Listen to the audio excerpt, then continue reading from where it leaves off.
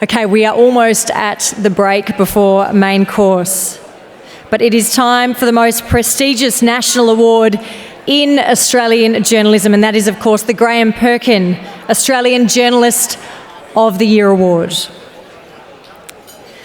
Well, in October, it will be 45 years since the sudden death of one of Australia's finest editors, Graham Perkin. Tonight, the Melbourne Press Club is very proud and honoured to present the 44th Australian Journalist of the Year Award in his honour. As we know, it is one of Australian journalism's richest prizes, sponsored by The Age, Perkins newspaper, with a $20,000 prize, and is also supported by Virgin Australia. To present this next award, please give a very warm welcome to Perkin Award Chief Judge Michael Rowland and the editor of The Age, Mr. Alex Lavelle.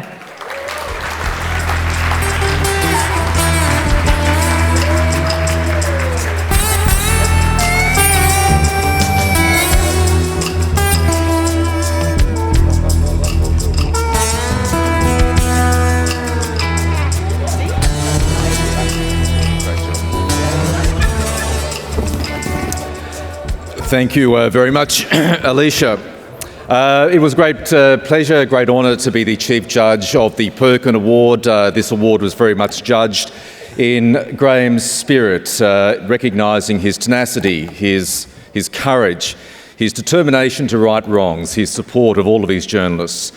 And I've got to know a fair bit about Graham Perkin in my time at the Press Club over the last few years, and I know that the editor he would have been absolutely appalled and incensed at the assault on media freedom we've all seen over the last year.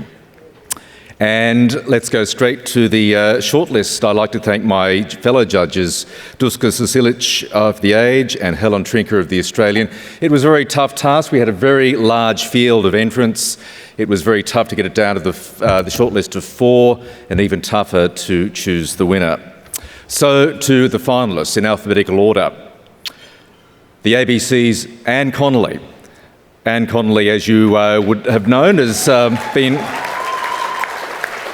instrumental in setting up the Royal Commission in Aged Care, and last year she continued to come up with some searing exposés of maltreatment of old people in our nursing homes and aged care centres. Peter Charlie of Al Jazeera, for that searing report into One Nation's attempts to solicit cash from the National Rifle Association for use in Australian politics, a story that had massive implications for One Nation and key figures in that party. Nick Mckenzie of The Age.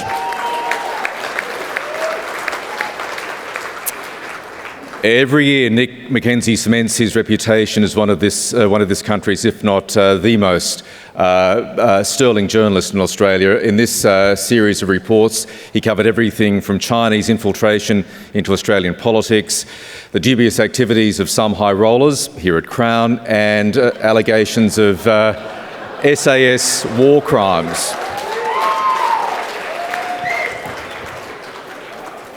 I'm trying not to look at Anne Peacock while I'm saying that. And finally, Royce Miller and Ben Schneiders of The Age as well. This pair did some fantastic reporting exposing some really dodgy stuff at Casey Council. As we know, Casey Council was sacked in the last few weeks. They also did some great reporting on wage theft in the restaurant industry in Melbourne, and reporting on the dubious personal life of one John Setka. So please congratulate all of our finalists, and I hand the microphone over to Alex Lavelle.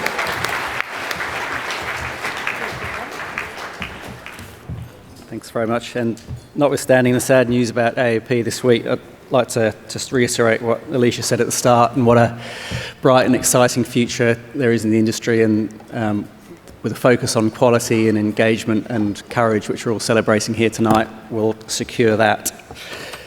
And the winner of the 44th Graham Perkin Australian Journalist of the Year Award is Anne Connolly of the ABC.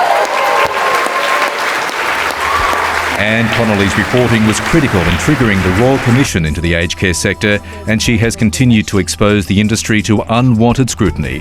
In a series of reports across TV, radio and online, Connolly has revealed further cases of nursing home residents being sexually assaulted, chemically and physically restrained, and generally neglected in a shameful way.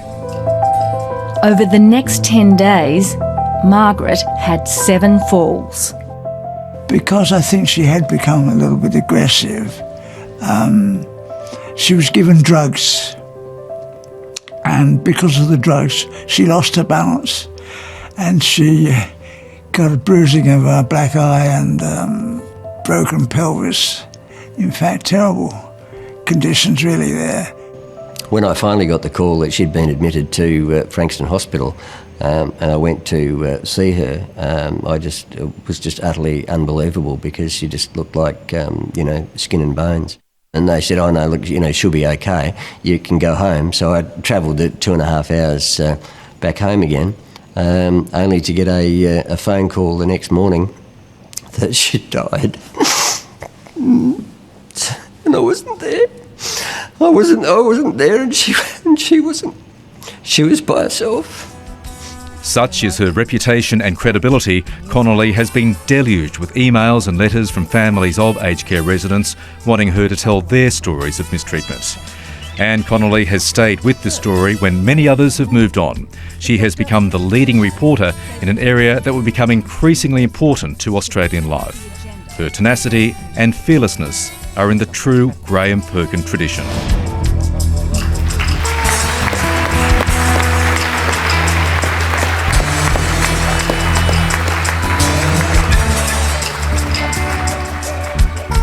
Thank you so very much. It is an enormous honour to receive this award. I'd like to acknowledge my fellow nominees, Nick and Peter, Royce and Ben. We all do hard work and we all do it for the right reasons, as everybody in this room does. And I started off in newspapers, so I have a great deal of respect for the Graham Perkin Award. Although I've been covering this aged care and reporting on it for the last 2 years, I've actually been investigating it for the past 10 years. It started when I was working at Four Corners as a producer, and I did a fly-in-the-wall documentary following 3 people with dementia. And it was my very first time going into a nursing home, and I was shocked by what I saw, and obviously it was hard to get access to these places. So they obviously thought things were okay there, but I thought people sitting around just watching TV, people crying out for help, it disturbed me.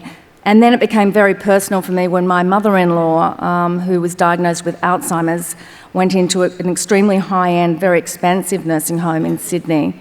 And she was locked in a dementia ward. She was chemically restrained with drugs. She was often thirsty when we went to see her. She was wearing other people's clothes other than hers. The staff there had no understanding of how dementia worked, and what was so disturbing for us is, as a family, we complained, we met with managers, it all fell on deaf ears, and the same with the complaints process, and the same with the regulatory process as well. So it hit me in a very personal way, and of course, when things like that happen, you do take a great deal of notice. Every media report, I spoke to a lot of people, but as I said, I was a producer. I didn't have the position as an on-air reporter. And so that's where I was very lucky in that Joe Piccini, the head of the investigations unit, we had worked together at Four Corners. She knew how passionate I was about this. She trusted me, and together we launched probably the ABC's most successful crowdsourced investigation, asking families and staff to come forward and tell us their stories. And within a week, we had over 4,000 people respond, largely because the advocacy groups, which are supposed to possibly help these people, are scared of speaking up, mainly because they're funded by the government. So there was nowhere for these people to turn. They turned to us. And with that wealth of material, we went to Four Corners. Executive producers Sally Neighbour and supervising producer Morag Ramsey were incredibly helpful. They basically said this deserves a two-part series, and that's what we did. And as you probably all know, a day before that, the first of that two-part series went to air. The Royal Commission was called, which was the best prize that anybody could ever ask for. We don't care how it happened, it happened. So I think the thing that's sort of a little bit disturbing for me is that even while this Royal Commission is on, I still get emails all the time, and that's why I've been able to report for a whole year on this subject. That's all I do, because there are so many people who are distressed. There's a lot of trauma. I don't think it should be underestimated, the amount of trauma that families feel about having let down, they feel, their loved ones, because the door has been closed on them in terms of trying to get redress for what's happened. And although a lot of those stories have come out at the Royal Commission, not quite as many as I would like to see. And I think that there needs to be an investigation into the regulatory process, the complaints process, the people that basically have shut the door on many of these people.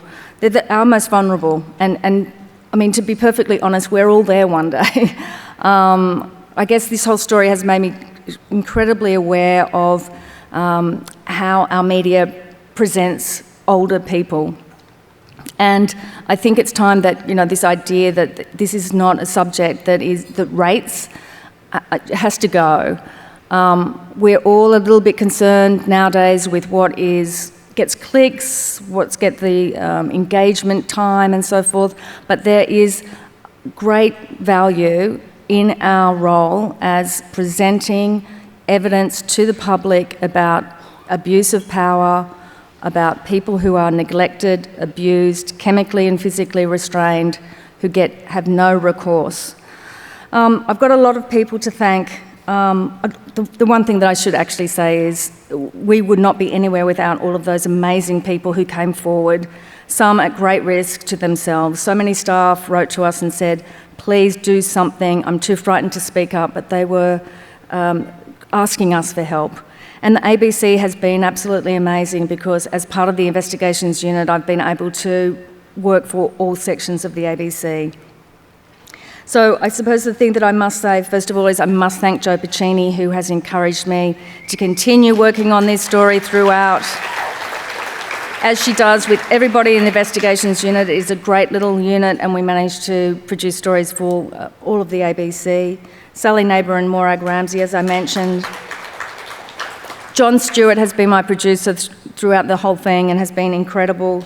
7:30 Report, Justin Stevens, Alice Brennan from Background Briefing, all of 7pm News, AM, News 24, everybody has been able to broadcast these programs, and I think that's really had an impact. So I really want to say thank you so much to those people. Thank you for this award. And I'm so grateful to be part of this industry, which is so important when we have such an important role to play in making sure that people who are in power are called to account. And I would just encourage everybody here, it's a great opportunity to say, please let's not forget what's happening in aged care. I know it's a little bit of a difficult sector to get your head around, but it's crucial because actually it affects all of our futures. Thank you so much.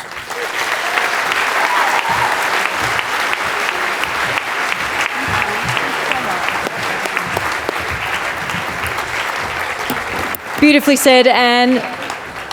Well done on all of your work over your career, but particularly your investigations into aged care. And congratulations once again. Put your hands together for our 2019 Australian Journalist of the Year, Anne Connolly. And thank you very much also to you, Michael and Alex, as well.